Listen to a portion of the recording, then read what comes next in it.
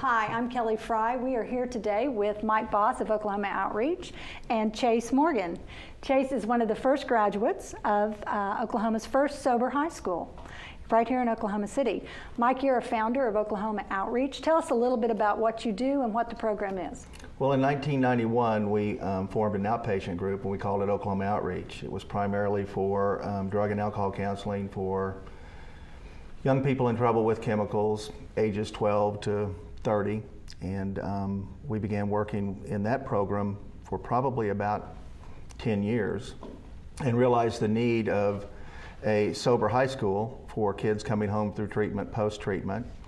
We were lucky enough to form a foundation, Oklahoma Outreach Foundation, and one Christmas Day or Christmas Eve, a gentleman whose son had gone through our program walked in, and it's kind of normal for somebody to leave cookies or a plant or whatever, and this gentleman left a check, and we said thank you, and we went back in the office, and it was for $25,000. And then another gentleman left a check for $100,000. Wow. And we had always had a vision, a dream, a hope that we could start a sober high school. Now, why do you need a sober high school? Tell me about when the kids come back from treatment. Is it challenging to go back into a regular high school? Well, I compare it to a bartender who goes to get sober and coming back and working in the bar. Okay. Most of the kids, you know, you've got a 70 to 80% of the kids in high school are using mood-altering chemicals. Doesn't make all of them addicts. They abuse or use, some monthly, some daily, some binge drink, maybe quarterly. But what happens is that a child that goes to treatment gets connected to a lifestyle. Their identity becomes part of drinking and partying. They go to treatment, they do the next right thing, they get the skills, they get the tools, and then they come back home. And for a percentage of those kids, to place them back in the school district is a real sabotage. They end up gravitating back to the old friends, back to the old lifestyle, because they don't have enough strength in their recovery to stay clean and sober and do what they've learned to do. Okay. Chase, how old were you when you decided that, or when you figured out you had a problem? Probably whenever I was in treatment, I came to the conclusion I had a problem, or the last night I drank. Just seeing how unmanageable it all was. What were you doing? How old were you when you had, was it drinking, was it drugs? What was the challenge for you? Anything on the table, drugs, drinking. How old were you the first time? The first time I drank was about 12 or 13. Okay. And just tell me a little bit about how that progression happened, and then at what point you went to treatment, and who got you there? I started practicing with drinking, just drinking every once in a while. Occasionally started to get used to it. Started doing more drugs throughout high school, middle school, you know, just the weekend kind of thing, and then it progressively got worse too, where it was just every day, having to function with it, not knowing how not to function without it. How easy was it for you to get drugs and alcohol? There was a drug dealer down my street, so just whenever I wanted it, really. It wasn't a problem at all. Did you find that in your school and among your peers that it was pretty easy to get drugs? Yeah, you could find it. There's, you know, 2 or 3 people that knew or that dealt drugs at the high school. Right. Mike, let me ask you this. A lot of kids will go through an experimental stage. At what point do they cross over, and how does a parent know? Well, that's a hard question. Everything about true addiction is progressive, and as a child begins to use mood-altering chemicals, if they indeed are addicted, the consequences progress. The type of chemical they use progresses to a different type of chemical, and the family dynamics begin to progress more problematic. It's really hard to separate a abuser from a dependent child, because most of these children start at 12, 13, 14 years old. Developmentally, they're trying to gain some autonomy from their family. So it's hard to put the cart before the horse, or which comes first. Basically, what determines who goes to treatment and who does not, the abuser from the user, are the interventions that you're using to help this child make different decisions working, or are they not working? Okay. A child who's addicted will continue to use no matter what boundary you set. A child that's an abuser will back on up when the boundary's set. Okay. And so if parents find their child is drinking or doing something, they come down on them, take the appropriate action, punishment and all that. If they're not the addictive type, those methods work. Yes, absolutely. If they are the addictive type, it's going to be a much steeper hill. Absolutely. Okay. Tell me about going to treatment. Who took you to treatment?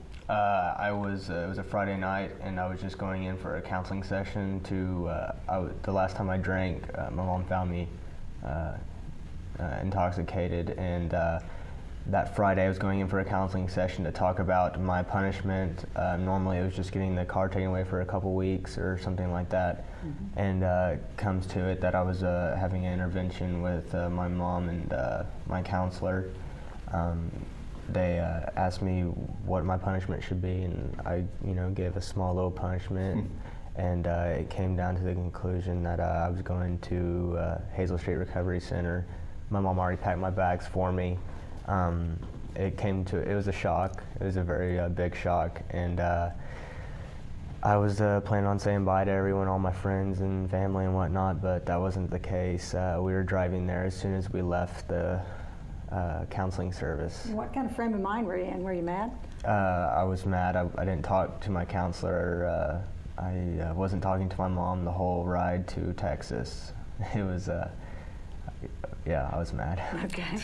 Mike, tell us about Hazel Street. Well, Hazel Street is a 24-bed adolescent boys facility, ages 13 to 18 or 19 years old. The minimum length of stay is 3 months. Most boys are there 4 to 6 to 8. Some stay longer. How long did you stay, Chase? 5 months. All right. Yeah, he hit the middle road there. Yeah. And it's based on progress. It's a level system, so everything's based on how you progress through your own recovery and the work that you do with your family and yourself and the 12 steps. It's very much a 12-step based program. The kids go to school on campus. We have regular high school with teachers, and as they progress through treatment, they get more and more privileges and become more and more available to participate in outside activities and those types of things. What'd you learn at Hazel Street, Chase? I learned a lot about myself, really. I did a little work on myself, came to realization of a lot of feelings that I just wouldn't get real with. It was a really big growing experience for me. Helped out a lot. And you were furthering your education too. When you got out of Hazel Street, where were you in your education? Whenever I got out, I was a junior at the time, I guess. Okay.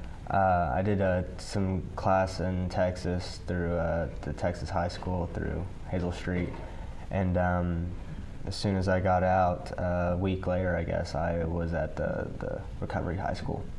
Great. And when did you graduate?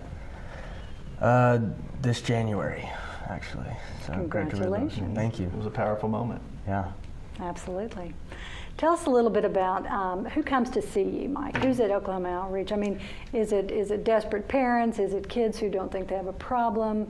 Tell us the typical patient. Well, I think there is no typical patient because everybody's a unique individual. But mostly, rarely do we have a child knock on the door and say, I need to come and get some counseling and some help with my drug and alcohol problem. Every once in a while, you'll get one that comes to do that. Most of the interventions we do they start with the family, and they come in, either the child's been suspended from school, got into some legal troubles, they found chemicals in the car, or their behavior has become so unmanageable that they need some support in how to bring it back to earth.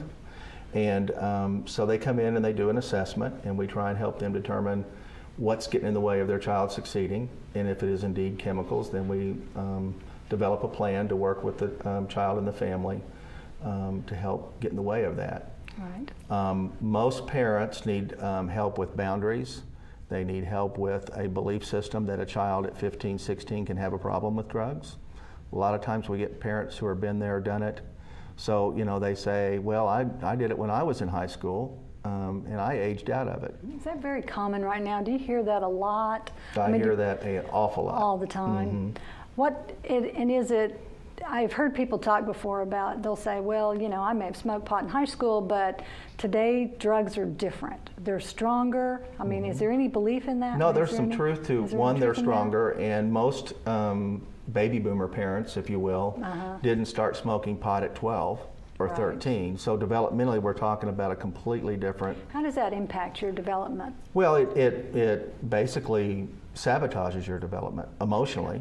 I mean, if you look at what's supposed to happen for a child emotionally during those years where they develop an identity and they become who they are ultimately going to become as an adult, if you're stoned or intoxicated during those times, it sabotages that opportunity. So a lot of times we'll get a 16-year-old, 17-year-old kid with the emotional development of a 13-year-old.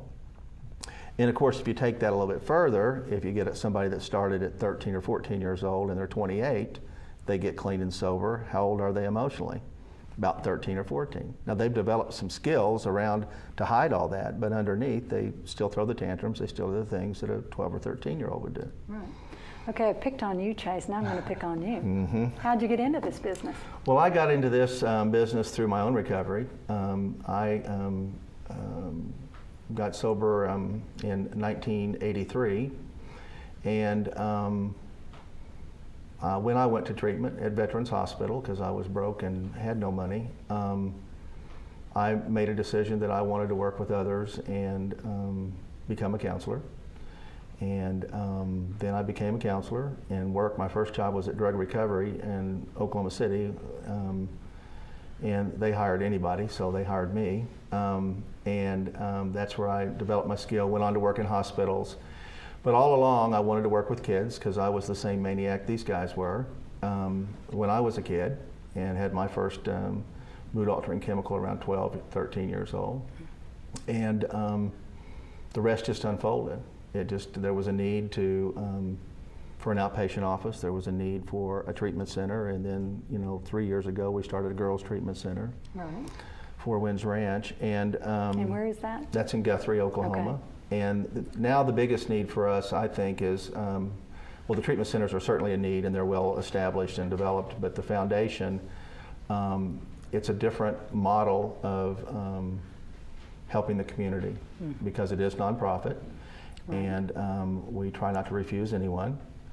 And we have a group of board members who are really passionate about having this school succeed. And our goal would be not to increase the number of students we treat, but to help somebody, say, in Norman or Tulsa or Dallas. I know we have a group going down to Austin this weekend, and to help them develop and establish a sobriety high school. And it doesn't fit for every kid, but the ones that it fit for, it works really well, and the others can just transition back into school. I just have a couple of quick questions about your treatment centers. Are they usually full?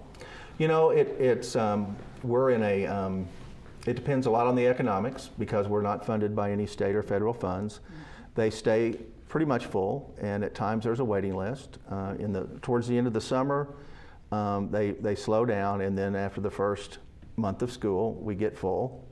And that's because all of a sudden the kids had no boundaries during the summer and they were able to kind of run amok.